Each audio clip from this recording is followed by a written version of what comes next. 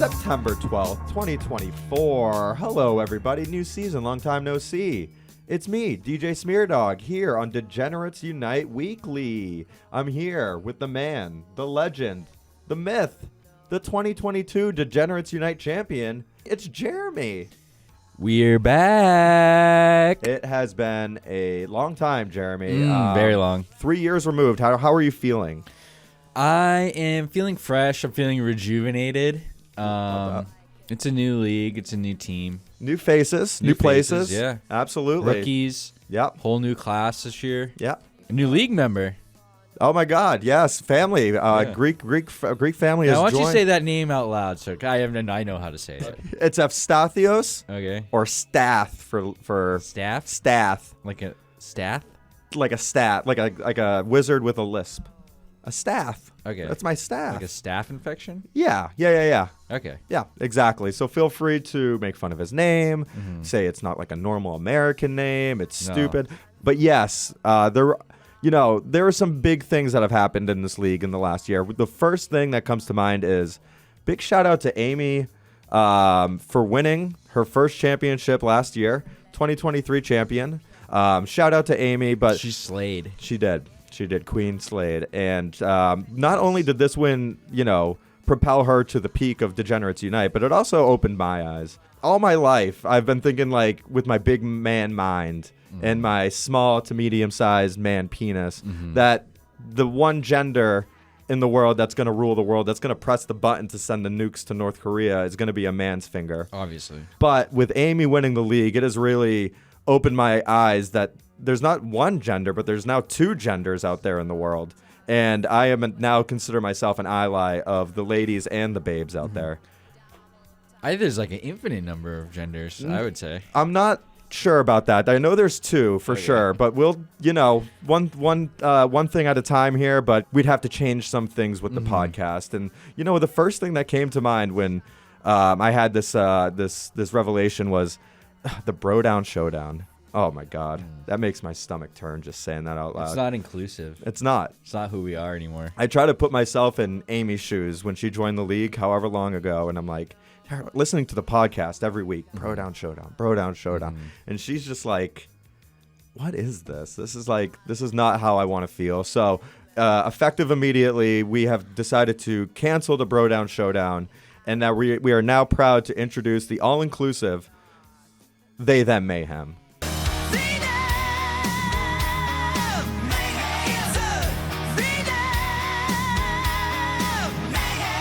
I'll start with my game. That's Zombies Ate My Neighbors, winning 125 against the former champion, Amy Nakua Matua, 108. I had a pretty good game. I'm a little bit worried. Jordan Love got injured, so now my quarterbacks are down in the dumps. And, I scored 125 points. That's awesome, but most of it came from my kicker and my defense. So, they're not going to do that every week. So, it's a good win. I like being 1-0. But at the end of the day, is it that good? I don't know. And then on the other side, you got Amy, 108 points. That's usually good enough to get you a win sometimes. But losing Puka Nakua in the first quarter and now for the next 4, 5, 6 weeks, who knows? That's going to hurt her team down the line for sure. But, I mean, she got some help from Gibbs, and James Conner continues to do his thing. And Chris Godwin actually had a pretty good week. So tough out for Amy, but one of us has to win and one of us has to lose, and I'm glad I'm on that. And next we'll do my matchup. That's Nico's Roughnecks beating Staffy's Hi, I'm Terry's Cousin, 123 to 109. I pretty much wrote this off as a loss Sunday night. He had David Montgomery and Cooper Kupp with extra time. Just really pull ahead super far. And all I had was Christian McCaffrey, first overall pick, and the kicker for the 49ers going. And I thought, there's no way. And then hearing McCaffrey's going to be sitting on the bench, there's absolutely no way. I didn't even check my phone once during the game. Nope. And lo and behold, Moody came through. Mason, good handcuff. They said he's one of the top handcuffs in the league. He pulled through.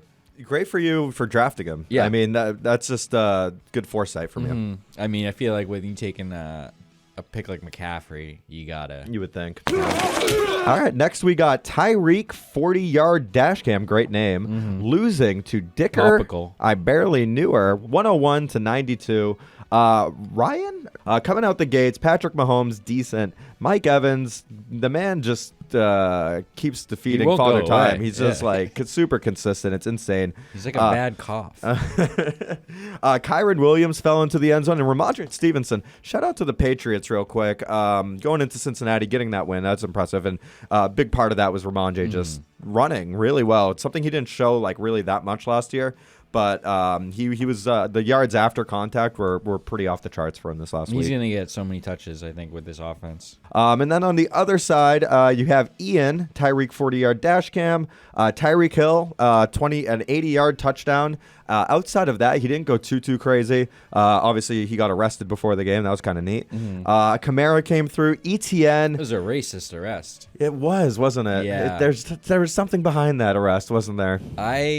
Honestly, when I think about it, I kneel down and I put my fists in the air. ETN really boned Ian here. I didn't see the play, but he apparently had a shot at the end zone, but he fumbled into the end zone, and it was a turnover. So it's like when you're going to get like 7 points and you fumble it away at the goal line, it just hurts so much. Swing. It hurts so much more. So I think you have to chalk this one up to ETN really letting you down, and Ayuk not great points. Well, from him. and Purdy Monday night. I mean, they had a chance. He could have easily won this game, but no, instead he cried himself to sleep. Yeah. If your kicker didn't score 15 points this week, you're a loser. You probably are a loser. Yeah. So every 50-yarder was right down the middle. I think we're entering a new age of kickers where they're going to get better every year. Right. So I think like this, I really noticed a significant jump this year, at least week 1. So I don't know if it's going to stay consistent, but it was like these guys just don't miss anymore. Oh, yeah. They've been showing in camp. They were showing rookies hitting like 66-yarders. Crazy. Yeah. It's crazy. I don't know what it is. Next up, we have Wilson, Benz's team, beating Nick. We're on to Terry's cousin, 108 to 98. Take a look at Ben's team here. Joe Mixon, someone I pretty much wrote off for this season and previous seasons, to be honest with you, really came through, 25. He's got a lot of Texans, and they look pretty good. CJ Stroud kind of picking up where he left off last year. And Tank Dell. Yeah, wow. Tank Dell on the bench. Jeez. I think it's going to be a good team. It's a good team to kind of build around. It's offensively, they had a successful season with Stroud, and they said, we're going to add more because you seem like the real deal. So it was smart on the Texans to kind of go all in on this. And looking over at Bratton's team, one of his star players was Devin Achane? Achane, I think, well, yes. He's not going to be playing this week, but he was able to get almost 20 points out of him. And then Xavier Worthy looked like just an X factor. Pardon the pun. Oh, yeah. I grammatically, I think Nick spelt we're on to Terry's cousin wrong. On-to is like he's like suspicious. It should be on space. It should be 2 words. It should be on-to. It's like I'm on to you. You know what I mean? Oh, would you hear those sirens? What part of that do you understand? Hey, Drew, I'm getting arrested, Drew. I'm getting arrested. That's the grammar police. Come take me away, boys.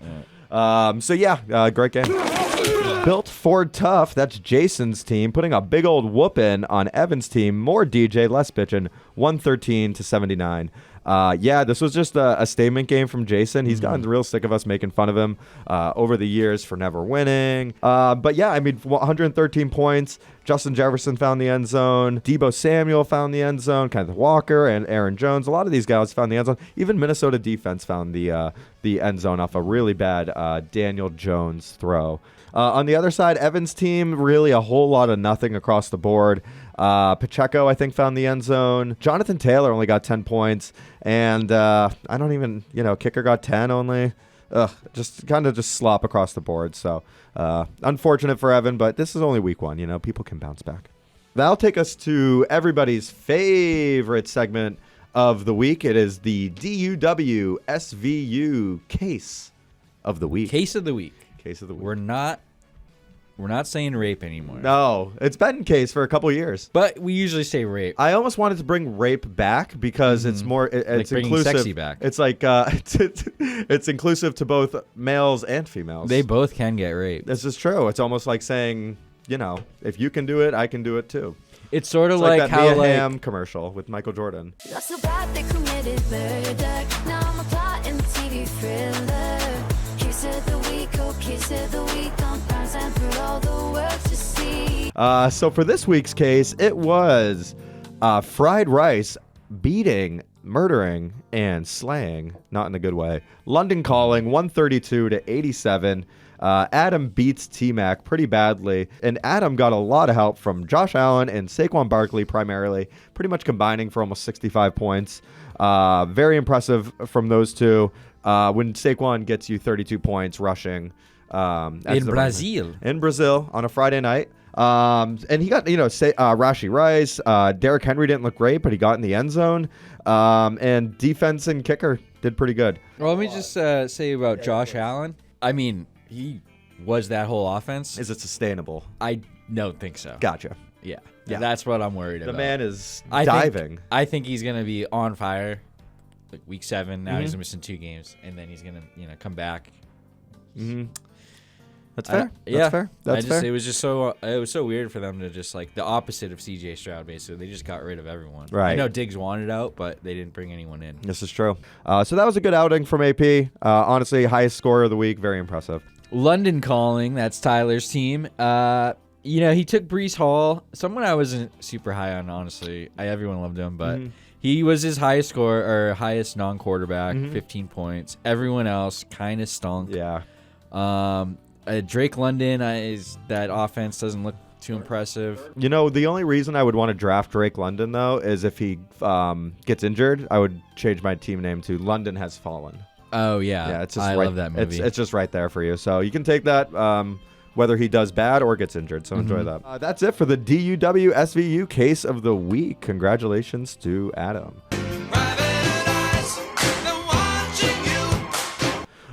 Which will take us to our matchup to watch. You know, we're not even going to get into this. It's too early, guys. Early. Watch them all. Yeah, it's the first 2 weeks are always division games. I don't know if you guys have realized that we use pretty much the same schedule every year. But yeah, divisional game next week, obviously huge. We'll see how it turns out. That's the matchup to watch. All the games.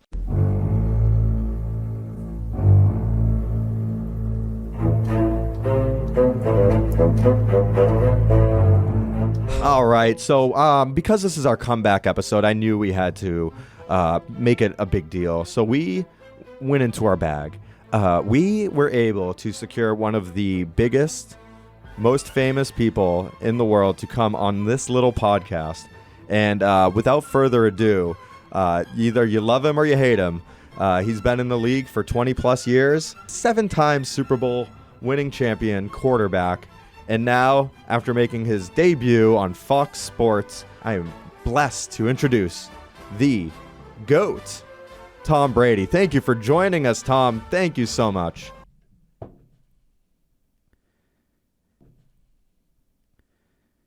Oh, hey, yeah, thanks. Well, let's hike the ball and get this started. Oh, that's great, Tom. Listen, we've admired you for years, and you have no idea what you mean to this region of the United States. I mean, New England owes you a lot of gratitude for what you gave to us. So, in retirement, you were only retired for about a year. Tell us about like what you were up to. Were you doing anything? Family time? What was going on?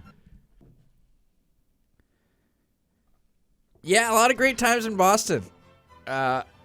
Great fans. We had some great teams, great memories. Okay. That's okay. Yeah, that's cool, man. So like, how about this? Let's talk about your new venture. So let's talk about that first game you called for Fox, Browns, Cowboys. What did you see during the game? Let's talk about like more of your experience. How was it? you still got to prepare. And I did it the same way I did it playing. And I was watching film. That's it? That's okay. Did you take any, like, you know, like, I'm sure there had to be, like, some sort of boot camp for, like, broadcasting, right? To kind of get you into the flow of it. But it's like a dance between the play-by-play and the color. Like, how did you... A lot of stretching, pliability, plyometrics, just preparing how I always prepare. And, you know, just going out there doing the film work, putting in the work. You know, it's still football. Okay, let's talk about this. Let's talk about the game itself. Was there any big plays that, like, you just found, like, when you were called to play, you just said, wow? Walk us through, like, a play that stuck out from this weekend. Well, you know, I wouldn't say it was that big a deal, but I'm calling that sack that Dak Garrett had on Miles. You know, it didn't take a genius to do that, but yeah, something I was proud of. All right. Awesome, Tom. So thank you for joining us. We appreciate it. And good luck this season. We're rooting for you over here, okay? All right. Thank you to Tom. That was great. And all right, let's get into the gambling picks, because this is something else I wanted to get off my chest. Thanks, sir. Oh, you're still here. Okay. All right, Tom, thank you. And all right, let's get into the gambling picks. With the uptick of gambling being introduced into sports across the board, football especially, ads everywhere, pregame shows, it has made me really disgusted to see how Greek people especially have been pulled into this corporate nonsense. All these pregame shows, they all got the Jimmy the Greek, they got the Nicky the Greek, they got the Yanni the Greek, they got the Stati the Greek, and yeah, in this case, Smearman the Greek. And that just doesn't feel right by me. You know what I mean? Like, we're like a beautiful people. We have like really nice olive skin. It's exploitative. I agree. And I have decided for this season. They should be, you know, back in Greece. Back in Greece, you know, just drink coffee all day. No. Well, we do a lot more than just give gambling advice. We own restaurants. And other stuff, I'm sure too. So I'm very proud to announce to my yayas and my papus that I am stepping down as the gambling expert of the podcast, effective immediately. And I am handing over all duties to Jeremy. It is something I've had on my mind for a long time. So I am not and in no way Greek or affiliated. I made sure he did a blood test. At all. We wanted to make sure that you didn't have an ounce of Greek in you. So you're clear. You are clear to give gambling advice. I can tell. We went to a Greek festival, and I look around and I say, are we even the same race? It's like on an alien planet. All right. Let's take it back a little bit. The beautiful Greek people. Let's get back to that part. And now let's get back to Jeremy's gambling corner. Do you want to have a gambling corner? Is that? No, you know what? I don't like put in a corner. A chair? Like a round. A round table. Yes. Jeremy's but gambling I'm in the round middle of the table. Okay, like it's donut shaped, like it's hollowed out. It's like the Globe Theater. Gotcha. Well, Shakespeare times. The men played the women in those. That's very woke. See a lot of that going on. All right. So first pick, I think I'm just gonna be a little bit of a homer. You know, that Patriots game got me a little excited. I'm going to take the Patriots money line. Plus 145. Seahawks, especially on offense, look a little sloppy. You know, got down in their own end zone. Games in New England. That's a long way to fly. That's true. And, I'm going to go with Patriots money line underdog. I'm going to try to not get involved with the gambling talk at all. Yeah. So if you want my advice, I'm not giving nothing of it, okay? That's fine. Okay. And next, I am thinking the Steelers minus 2.5. They are going down to Mile High Stadium, take on the Broncos. Broncos didn't look great either against the Seahawks last week. Those might have just been two bad teams. And I think that Steelers defense with TJ Watt is going to cause some problems for that new rookie they got down there in Denver, Bo Nix. And, I think Steelers, 2.5 point favorite. It's guaranteed lock of the week. Jail cells closing. Exactly. That's not even. It was a squish noise. It was a mouse in the doorway. Awesome, Jeremy. That's great. I appreciate you taking over those duties. No worries. Thank you. So, yeah, I think that's going to pretty much wrap up our show for week 1. Thank you all for listening. This is now mandatory listening podcast. Oh, yeah. This is not like... There will be quizzing. Yeah, there will be quizzes on Sunday mornings.